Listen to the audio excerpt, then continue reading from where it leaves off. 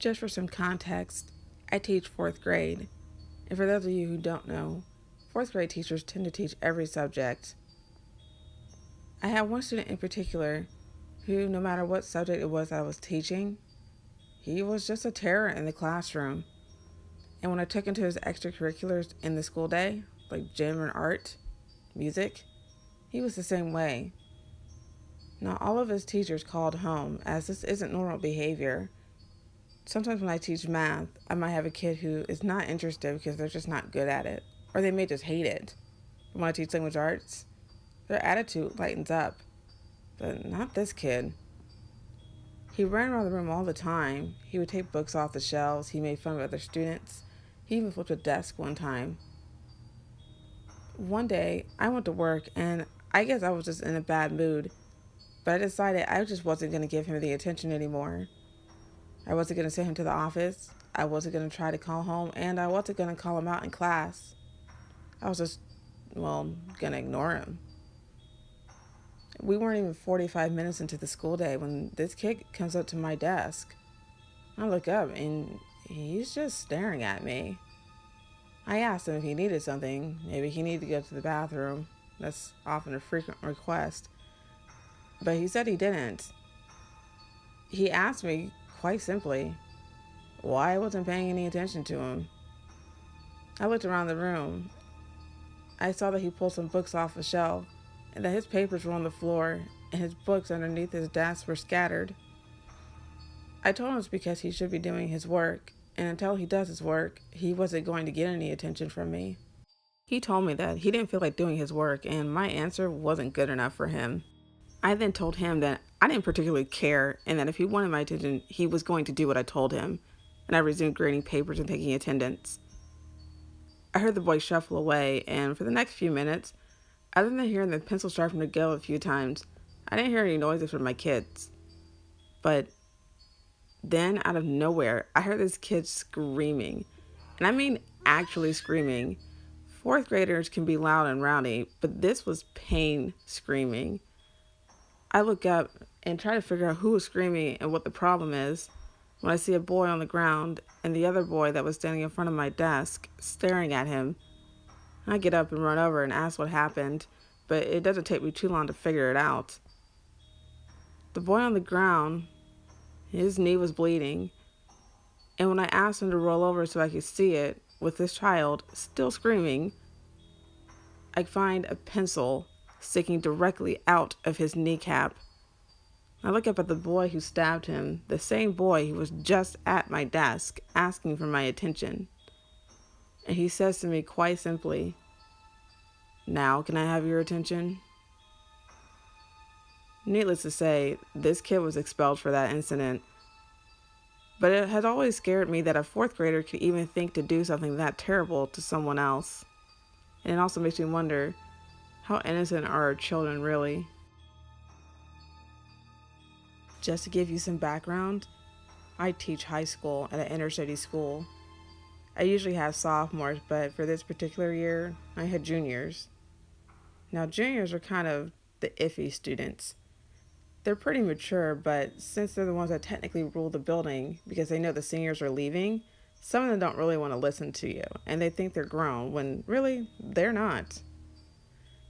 But I have one girl in particular who completely hated me, and I have no idea why. So by the end of the story, I still couldn't tell you, but she did something really awful. This girl would come in my room every day, look me up and down, glare at me, tell me she hated me. And in general, she just told everyone I was a bitch. Now, I don't really care if this kid liked me or not, but it was getting to the point where other students felt they didn't need to listen to me because she didn't feel the need to do it. One day, I decided to call home on her, and I told her mother what she had been saying. Her mother had confided in me some personal information which I can't really share just for legality purposes, but in other words, this girl was going through a lot of stuff at home. But I also told her mother that regardless, she couldn't act that way in my room because it was getting in the way of the learning experience for other kids. And so I talked to her mother and told her that she would be getting a detention, and her mother said it was fine. Now, this is where I just move on, as I've given detentions before, and I've never had a problem giving one and having a student show up.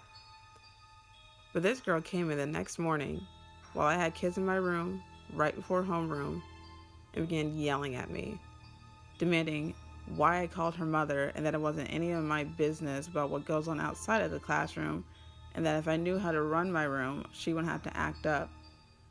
I told her that her behavior was completely uncalled for, and if she kept it up, she would get a write-up and go straight to the principal. That's what she said. That's it. You're gonna get it, bitch. And she walked out. Now, this kind of worried me because, again, this is an inner city school, and I've seen and heard some things that other teachers have gone through, but I didn't say anything. I decided I was going to wait till the end of the day and talk to the principal personally about it. Fourth bell comes, the bell that I have this girl, and she sits down. I asked her if she's okay, and if we were okay, just before class started, and she said she was fine. And truthfully, she behaved very well. She took her notes, she did her work, didn't talk back, nothing. And then I get a phone call. It's the principal, and he wants to talk to this girl. He tells me she needs to bring her stuff. So I figured maybe she just did something in another class, as other teachers have had problems with her too, although I'm the only one that she's actually flat out called a bitch. The girl doesn't come back, and at the end of the day, I tell the principal what she had said to me earlier. He shuts the door, and he tells me to wait. So I do. And I wait, and I wait. And soon the door opens, and my union representative walks in. I asked my principal what's going on. Usually when the principal requests a union representative, you did something wrong. But not this time. He asked me if I remember when he called the girl out of my room, and I said that I did, and I still didn't know what was going on. That's when the principal looks at me and tells me that she had to go home and she had gotten suspended because her aunt and two of her cousins had shown up to the building. They had shown up during my class period and were demanding to go to my room because they wanted to speak with me, but the principal and security wouldn't let them. And it turns out this girl had texted her aunt and her cousins and asked them to beat me up in my classroom. I laughed because I thought they were kidding. I mean, who does that? Students don't do this. But the principal said it was true. The worst part about this story, though, is that the girl wasn't even expelled. Yeah, she was suspended, and they removed her from my classroom, but she came back 5 days later. Their reasoning was she hadn't actually done anything. In order for a student to get expelled, they had to actually physically touch the teacher, which she didn't do, so she technically didn't violate any rules. So this girl went on to stay in that building for another 1.5 years, and even though they removed her from my class roster, I still had to deal with her. She would purposely walk past my room to try to intimidate me with looks and calling me names under her breath. So the next time you hear a student story about how awful the teachers are, you might want to talk to the teacher about it too, because maybe the awful person is actually the kid. Hey guys, it's Elise. Make sure you hit that subscribe button, and thanks for watching. Also, let me know if you like these types of stories, these horror stories of students. I know we get a lot about teachers, but sometimes the creepy people are the kids themselves.